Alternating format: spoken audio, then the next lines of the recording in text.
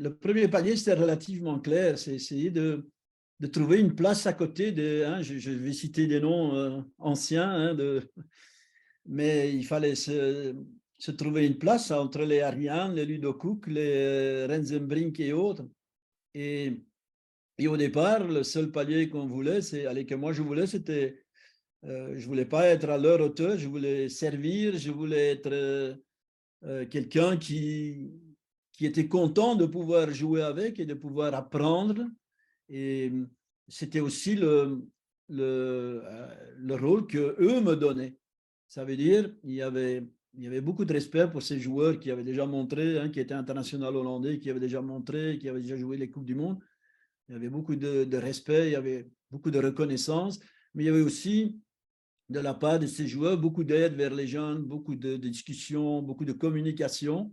Pas toujours une communication verbale, mais parfois l'attitude, si quelque chose ne réussissait pas, ils nous aidaient. Donc, on a créé des liens et ce stade-là était pour moi, au fond, la meilleure école que je pouvais avoir pour faire mes premiers pas parce que j'étais quelque part à la disposition d'eux, mais ils m'ont fait grandir, ils m'ont appris des choses, ils étaient ouverts à me rendre meilleur. Parfois, il y a des anciens joueurs qui n'aiment pas trop les jeunes parce que c'est parfois un danger, mais eux, ils faisaient tout pour que je me sente très bien, que je sois en confiance et que je puisse me développer au maximum avec beaucoup de confiance. Et cette confiance, je la recevais de leur part aussi. Donc ça, c'était le premier palier. Après, quand ces joueurs sont partis, ben, enfin, un autre stade, hein, ben, on va être plus leader, on va déjà avoir de l'expérience, on va communiquer la même chose à d'autres joueurs. Donc, il y a une évolution qui se fait.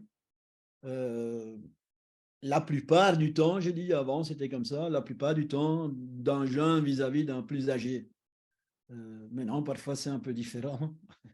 Les temps ont changé, mais à ce moment-là, on nous mettait très vite à notre place. On connaissait notre place et on n'allait pas trop bouger le monde pour essayer de se mettre en évidence et de faire plutôt, ou de forcer les choses, ou d'avoir trop d'ego.